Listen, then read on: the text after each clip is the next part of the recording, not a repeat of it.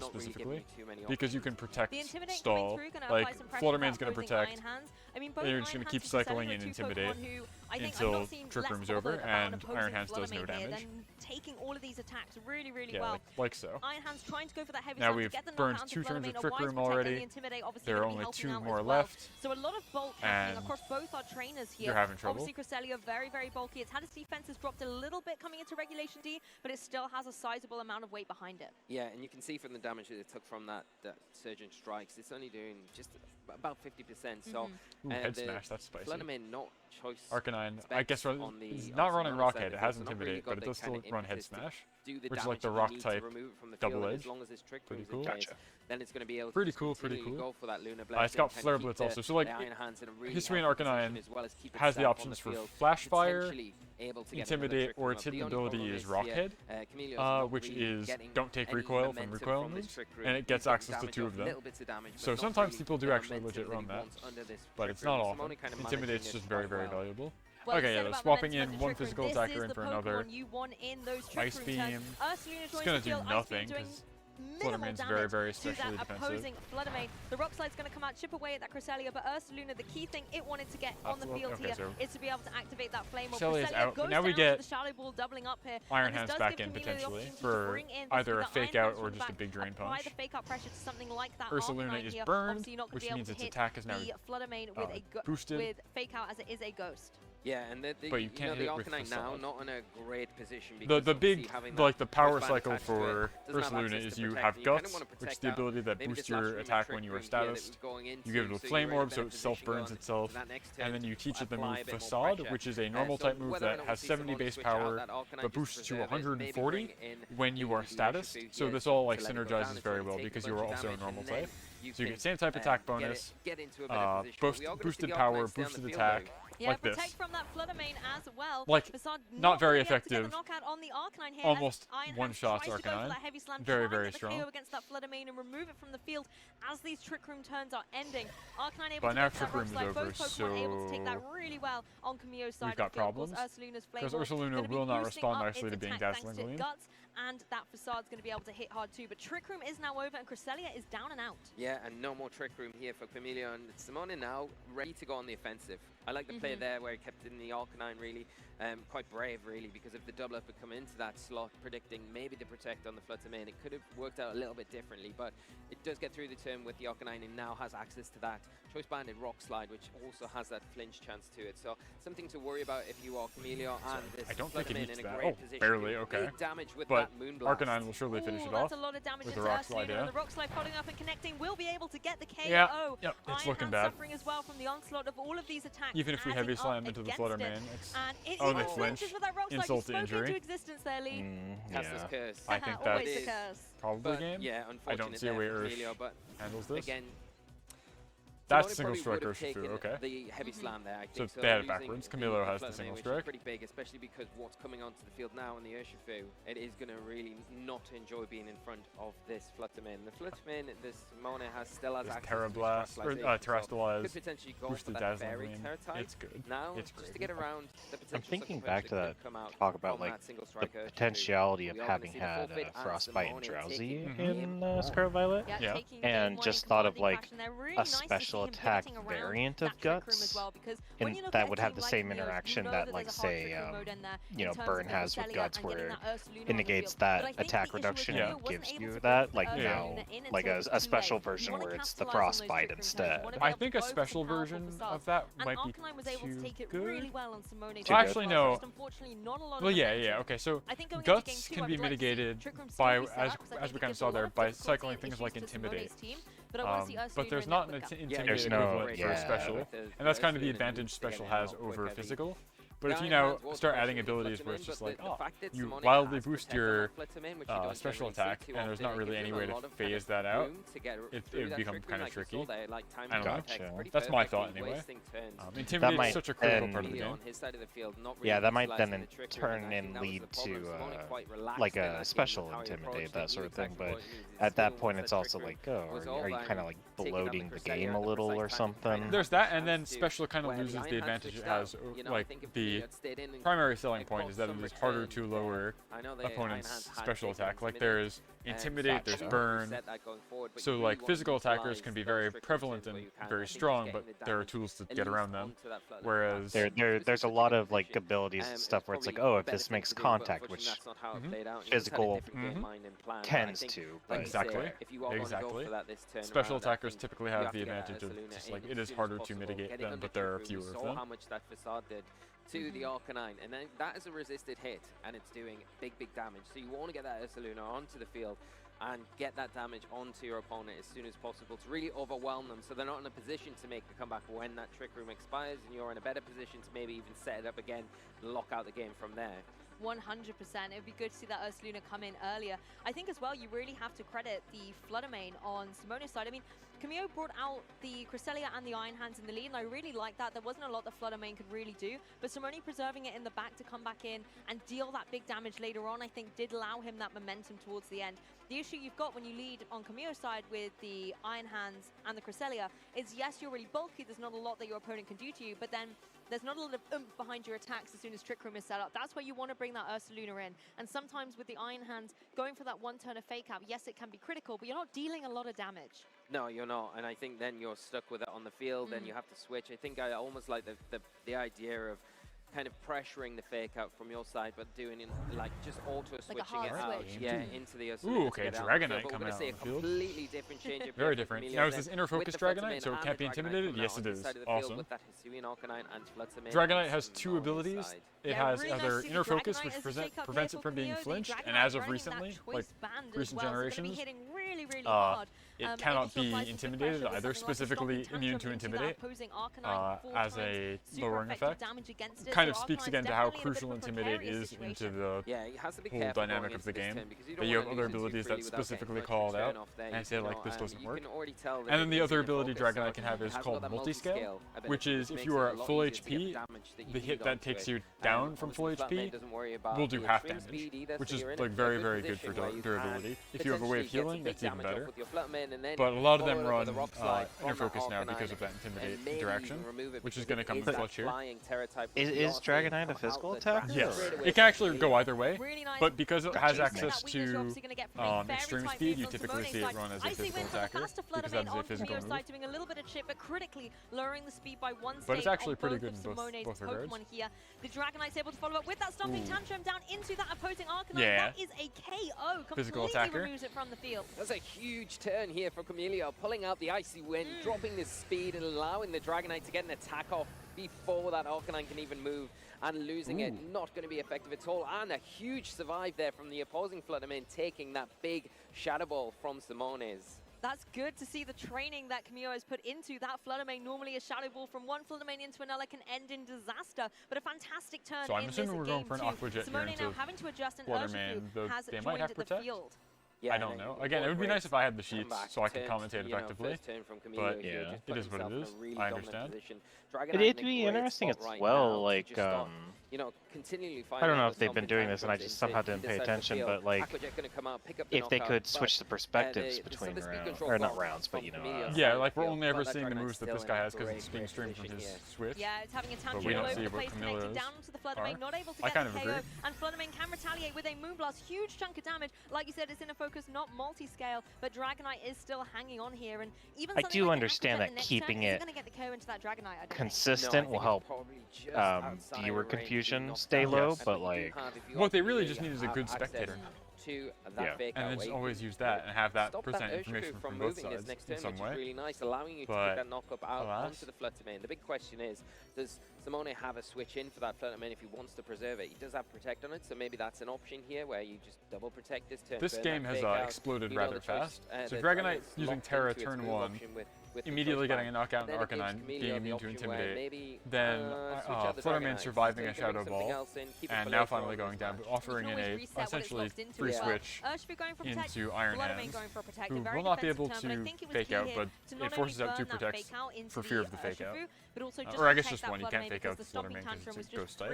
For that Ursh Dragonite at this has point. to protect. Yeah, and I think that's the big thing. You It know, would be you cool are if slotted on that Dragonite had like a you've Dragon seen Dance or it come something out, where and you it could will just be a capitalize free on that. knockout. So you kind of want to just But, delay that as much as not possible able to. here and give yourself the best chance if you are trying to knock out this Dragonite with your Urshifu.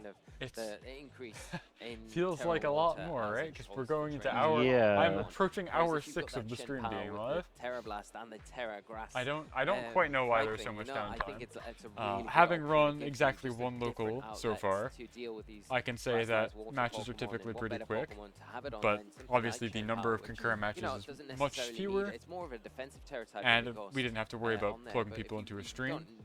But you'll always have people who like play stall teams or whatever, and they have very long matches and they go to a game 3, which drag things out, and that's kind of what keeps you going. I guess just law of large numbers, the more pairs you have, the more likely you encounter that every single round, like maximum game length kind of thing. There's definitely like a lot going on at a world competition. Yeah, for sure.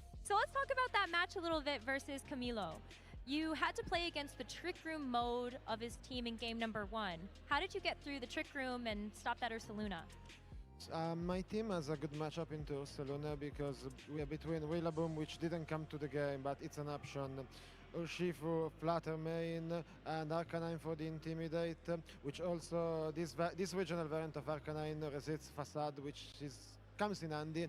I mean, you're also weak to 4x2 Earthquakes, give and take.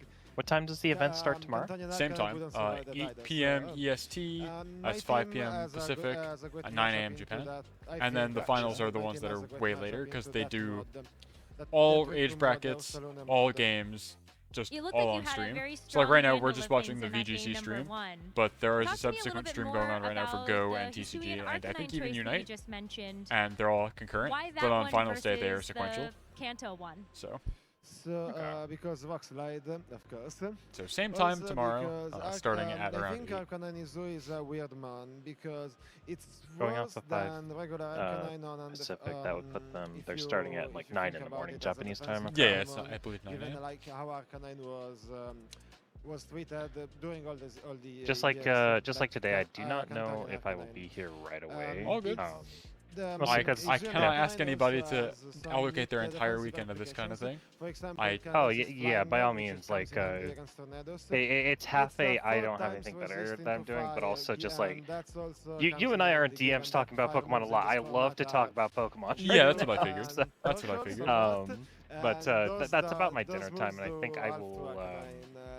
I have a car maintenance thing tomorrow, but I also originally before you had approached me, I was planning on streaming some Pokemon Emerald too. So I do not know where exactly I will be at 5 p.m. Oh, good. Most likely somewhere in the North American region. Oh, it definitely is. We've seen great rock slides all across the competition this season. But what about Qianpao? Yours is very unique, and you had Terra Grass, Terra Blast. So what was behind that choice? Behind the choice was basically one time. I was just talking about the Terra Grass Qianpao. I wanted to try this stat yes. because it sounded really fun.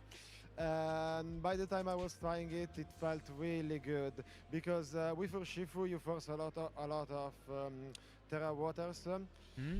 Given that every defensive Pokemon in the format is Terra Water because that's the best defensive format, the best defensive type in the format. And Terra Blast on Qianpao punishes that. Also Terra Blast one-hit KOs Urshifu. The water one. Wow, he's given a lot of information about this. Which normally is a bad matchup. And in case there's Scarf, you can Terra Grass to survive the Surging Strikes. So I think that's good. It didn't come much in handy in this match. I honestly used it as just as a Sacred Sword knockoff, just because I didn't want to click Icicle Crash. And it felt unnecessary in the situation to risk that 10%. We've definitely seen some Icicle Crash misses throughout the tournament. So he's already, saying so because you pair it with Urshifu, who is a water type attacker, you often force people to use their defensive Terra into water type, which then you can capitalize by having your offensive Terra into grass type. So because you have your partner being Urshifu, you can scare them into a disadvantageous position. So that's cool. And then he's saying you survive incoming Surging Strikes by being grass type and resisting the water. So that's cool. Is a very deadly combination because that's cool. That makes a lot of sense. The drawback of that Urshifu is somewhat the speed, and with Icy Wind you make up for it. So yeah, I was a bit nervous. I was bringing my Urshifu only because I wanted to have something to switch into Wicked Blow. My Urshifu not having close combat made things pretty easy. Not easy, the opposite. Pretty difficult, yeah. But luckily it didn't come into play because when his Urshifu came into the field, I was so much ahead that it didn't really matter. Like Surging Strikes was good enough. Oh, it definitely was. Simone, I wanted to give you an opportunity to talk to not only the people here supporting you, but also the people watching you at home. Is there anything you'd like to say to them? Yeah, thank you for all the support I've gotten throughout my whole preparation, really. It has been amazing. And I play for the people and the people that support me. Well, Simone, congratulations once again. Hope you're able to get that final win in your next round, and best of luck with the rest of the tournament. Thank you. We have more exciting VGC action ahead of us, so stay tuned. She alleges that there will be more exciting VGC matches ahead of us. Thank you, Rosemary. I don't know if I believe her. Simone. I always love Simone's I don't know if they're interviews. coming They're up. always a cracker. Oh, always brilliant. He's Well, great there's always to next year's interview, and tournament. Getting some really good insights there on his decisions as well. That, and I'm sorry, that why felt, he chose that them, felt and me. it's I didn't really mean good that to matches get coming the won't be exciting. I just don't know if there are how more he's matches put that coming. team I think together there's going to and be how like he's another prepared 20-minute for wait. this tournament, and how it's been going so far, and so far so good. So hopefully it continues on for him. I think that's been a very I wish they had like a counter so I could see like, oh, it's 13 minutes. Taking a look, obviously, Arash kicking Yeah, things off in round one. it's. Simone I now here would in have to round four. imagine if they We're say past the there's halfway more point. coming up, then There's only they're at the 3 point more where they're now rounds of setting up. broadcast for But today's day one action.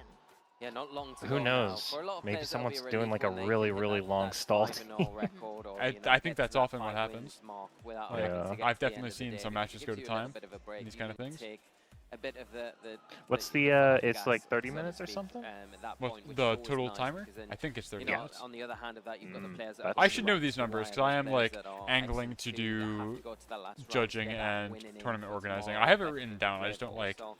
Both sides know of it. off the Lots top of my head because it lots doesn't of come up very action often. still left in But the yeah, tournament, it's like about which is 30 great minutes. for us And the that's viewers for, and the players as well. You know, the more games I that think, we an can get to feature, individual the better, I think. game in the Exactly. series. Well, myself, think. Lee, and of course, all the Gastrodon that are in the venue, we're going to find them all, we're going to round them up, and we're going to get ready for the very next match. But we're going to have a little bit of a break right now. A little bit of a so break, all right. take it away. Okay. On They that had case, a timer. Sorry, they had a timer on the last time they did a break like this. So yeah, they must not know when exactly yeah, they're going to be ready. That's fair. In that case, I'm gonna toss it over. Tom, thank you so much. We'll be back in 6 minutes. There we go, yeah. I'm Jisung Lee. Whatever. I'm originally from Korea. I'm tired. I'm currently I feel like it's We'll time. be back tomorrow. We'll be back tomorrow. Leaves in solid. If this is going to round 5, right? And there should be Yes. 9 in day 1, so that'll leave 4 series to watch in the interstitials for day 2, which will be good because that would be like every other match I should have one to watch for the downtime, which is nice if I wanted to. So that'll be That good. also depends on how much the downtime stays a thing tomorrow. or Yeah, not, because it should be 13 rounds to top cut. It's like to the finals. So if we do 9 today and then they do like 4 more tomorrow, I think that's how it is. So, That sounds right. That sounds correct to me as well. All right, I'm gonna go. Now here's the question: do I raid into like a friend, or do I just like raid into the Pokemon channel that we're watching anyway, or just don't do a raid because it's goofy? Probably just raid into a friend. That's what I'm thinking, right? Animations or Yeah. movies where it's like the change of generation. Okay. Like raiding into the Pokemon channel would just get lost in the wind. Oh, I'm not saying like I want a shout out or anything. It's just like we're watching that, so I might as well send you guys there. I am from Washington, D.C. But Super effective damage. not gonna think about it too much. So much is not quite enough in this case, but when the move that I'm gonna send you guys over to Maruni. She's playing Dragon Quest, it looks like. If you don't want to watch that and you want to keep watching Pokemon, that's fine too. Just make sure you're nice to her. And that's going to do it for me for tonight. I'll be back around the same time tomorrow. Especially this early on into And I will I was able to win the be regional with a lot of my testing favorite day Pokemon 2 as well, with which feels really nice. a multitude of guests, ideally. Ty, I hope you're feeling better. Tom, if you're able to join me again, that'll be great. My friend Penny is planning to join me, and Pia might be able to join as well, so I'm looking forward to it all. I will catch you guys when I catch you, and thank you all for tuning in tonight. It's been a pleasure. With that said, bonus Sarah, and good night. Let me pop it over